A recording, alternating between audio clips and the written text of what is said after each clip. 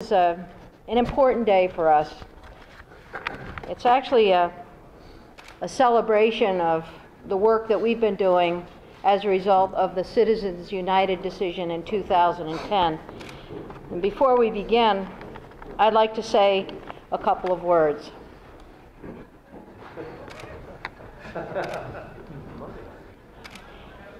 Money is not speech. And so I will not use money to speak.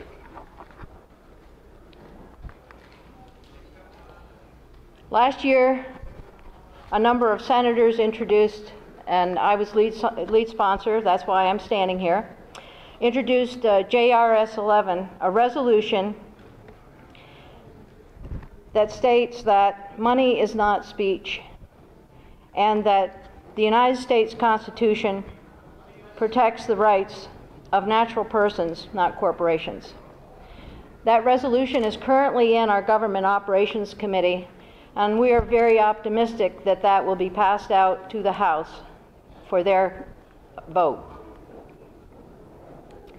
The framers of the United States Constitution intended that constitutional rights be granted to individuals, to people.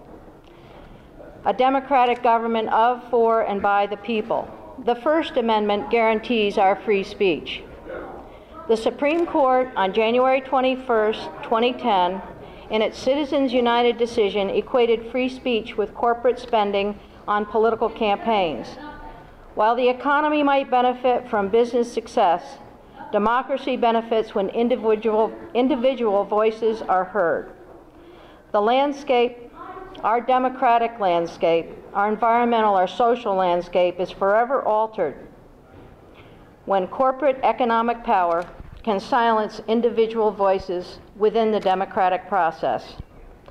By allowing corporations to give unlimited dollars to political campaigns, the Supreme Court undermines our democratic heritage.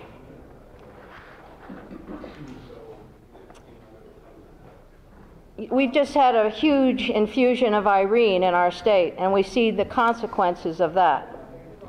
Similarly, an unfettered infusion of money into the electoral process will erode our transparency, so important to open elections. We have this resolution in our State House.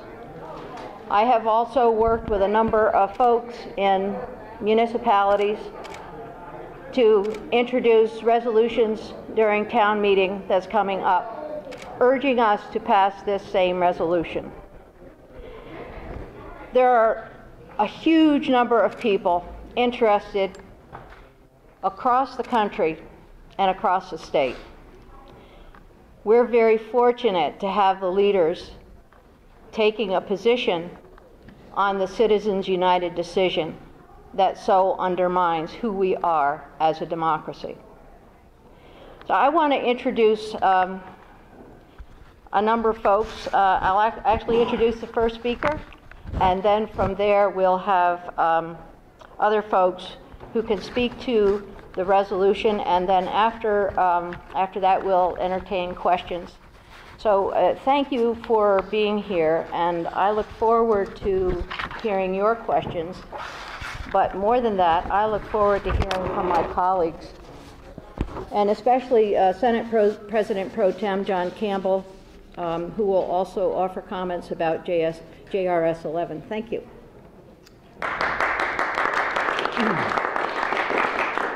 I was hoping she was going to leave the money, but I didn't have it. And I apologize ahead of time because I'm going to have to leave right after on VPR speaking about Irene. But you know, this is a very important issue that we're talking about here, especially the message. And it's a nonpartisan message. This is not one that's a Democratic issue or a progressive issue or a Republican issue. It's one that actually affects all of us, every American who believes that there should be transparency in our government and in elections to put people in office, to put office holders, and to support them. And unfortunately, with the Supreme Court, when they decided this case, and they chose to decide that entities were persons, They didn't realize that corporations such as Citizens United were without souls. They don't care where they don't care to disclose who they are or what their reasoning is. They are there just to pump money into special causes and to hide behind the anonymity that was also facilitated through this decision. Now, while the Supreme Court, of course, is the highest court in our land, and we will abide by the decisions that were made, it's quite unfortunate that they did do this. And it's also, I think it's great that there are certain other state courts that are still, despite this ruling, that they are still ruling in manners that might be inconsistent with the Supreme Court ruling. But I'm here today again to thank all the folks that are behind me, and then also to urge the citizens not only of Vermont but of this country to insist on transparency for those people and those organizations and entities that are pumping millions, hundreds of millions of dollars into campaigns and making statements, many of which are false, misleading, and some outright lies. And they're able to hide behind that cloak, the cloak of anonymity. So I would hope that someday that this case get a chance to be revisited, and that we do open it up again to where that this country realizes that it is founded on the purpose of honesty in elections and in campaigning, and that we bring some sense of dignity back to our electoral process. Thank you.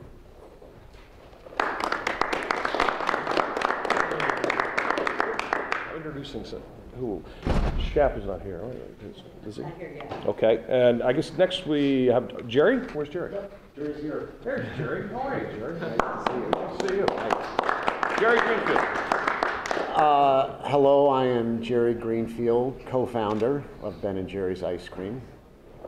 My dear friend and colleague Ben is not here today. He's in New York City.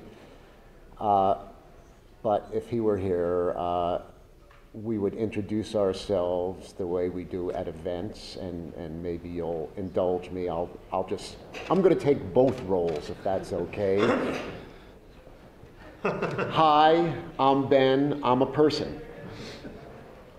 Hi, I'm Jerry, I'm a person. Ben & Jerry's Homemade Inc., not a person.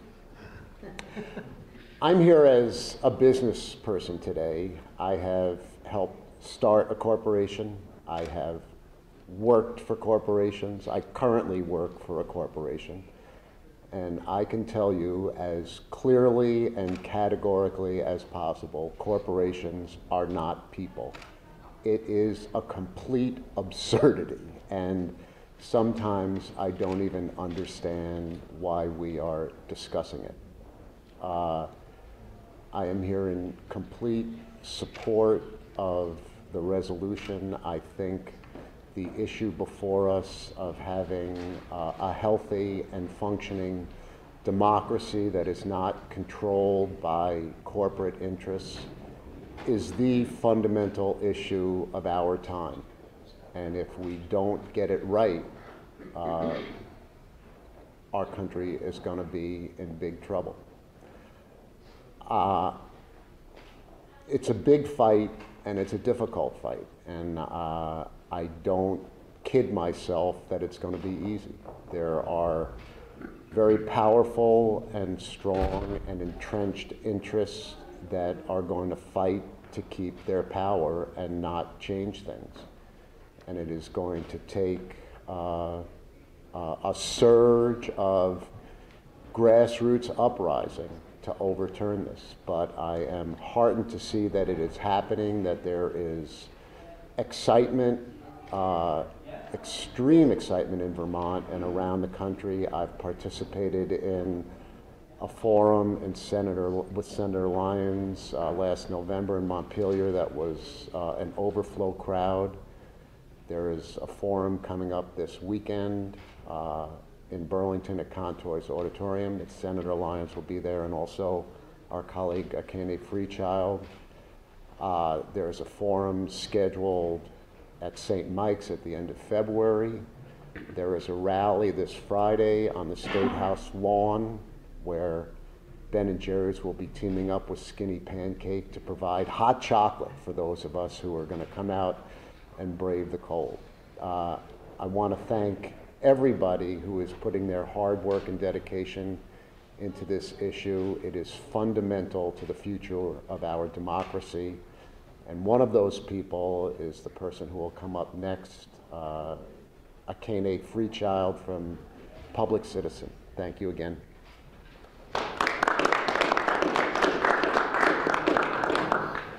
Thank you, Jerry. I'm a senior organizer with Public Citizens Democracy is for People campaign. I'm working in Vermont and around the country to build the movement to overturn Citizens United versus FEC by passing a constitutional amendment. And I just want to thank Senator Lyons, Senator Campbell for their outstanding leadership on this critical issue for our democracy, and all our partners in this effort, the many members of the House and Senate who have turned out today. Our national partner Move to Amend and their local affiliate Women's International League for Peace and Freedom, VBSR, VPIRG, Common Cause, Occupy, Peace and Justice Center, Rural Vermont, and the Safe and Green campaign. An outstanding group effort. I have to say, I'm not surprised by Vermont's leadership on this issue. Our democracy is in deep crisis on many fronts, and Vermont has often led the way in the past on these issues. What I'm surprised by is the incredible leadership and passion for this issue that we've seen around the state. The state and town resolution effort is part of a rapidly growing national movement. We're working in 3 other states as Public Citizen over the next few months to pass similar resolutions calling for an amendment, although given the enthusiasm here, I'm hoping that Vermont will be the first among those. New York City passed a resolution, Los Angeles passed a resolution, Albany, many other cities. You can find out more about this national movement at democracyisforpeople.org. That's democracyisforpeople.org. This is a national week of action on Citizens United, and the force of this national movement is evident in the fact that there are nearly 300 actions planned, mostly this weekend, protesting the anniversary of the Citizens United decision. There are 60 organizations from Move On to Sierra Club to the Communication Workers of America who have signed on to this effort. There are 7 other events planned right here in Vermont. And you can find out about all of those at united4thepeople.org. That's united4thepeople.org. Few in Vermont need to be told that big money in politics is a problem. Nearly 9 in 10 Americans think corporations have too much power in our government. Corporations and special interests have tipped the balance on issues such as healthcare, food, energy policy for far too long. But Citizens United took things one step further. It allows multinationals to effectively buy elections and terrify possible opposition to their preferred policies. As members of Congress spend an estimated 60% of their time in Congress in Washington, D.C. raising money, spending in the 2012 election is expected to balloon $3 billion to an unprecedented $8 billion. I've not seen any other person mirror my own feelings about the notion of the corporate personhood as powerfully as Senator Lyons does. The activists collecting signatures at more than 40 towns around Vermont in the ice and snow to get this issue on the town meeting warning are an inspiration. We'll have an updated number on the towns that have achieved their goal in terms of signatures at this Friday's rally on the State House steps at 3 p.m. I hope you'll join us there. It's been 20 years since a constitutional amendment was ratified. In the 19-teens and 1960s, a number of amendments were passed, reflecting incredible movements of people committed to a better and stronger democracy. The amendment movement raises questions about deeply defining who we are as a nation. We will not let our resolve be weakened by questions of political expediency and wishful thinking about easier paths that will not fix this problem. I hear from people organizing in Vermont and around the country. We do not want a nation organized around greed. We want a nation organized around democratic principles and strength of character. It's now my great pleasure to introduce a man who exemplifies these principles, well known for his expertise in money and politics and a great defender of public rights, and a wonderful partner in this campaign, Paul Burns, Executive Director of the Vermont Public Interest Research Group.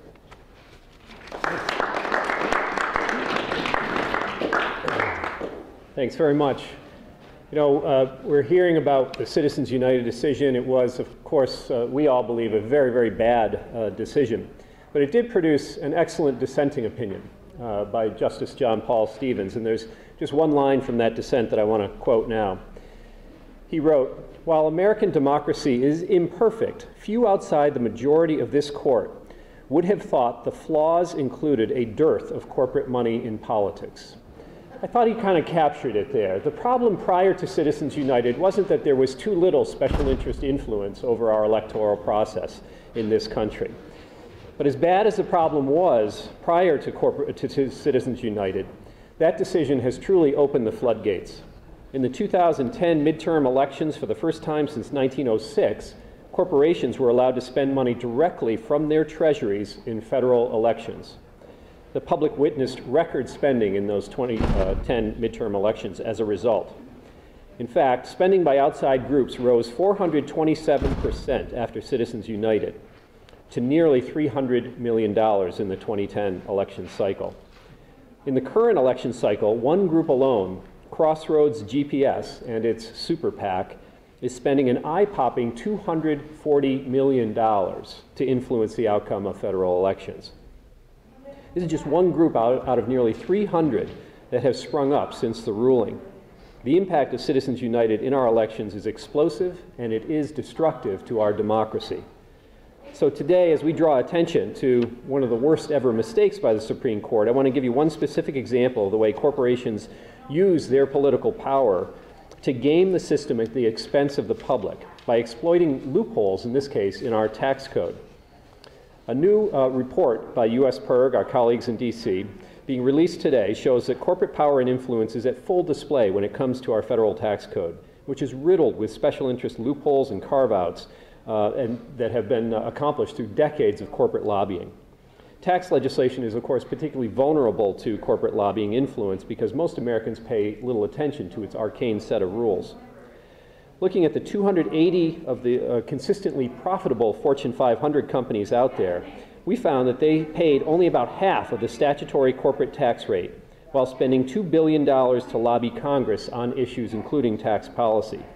The report calls out the dirty 30 of this group, which spent more money on lobbying than they paid in taxes, giving us the title of this report, Representation Without Taxation.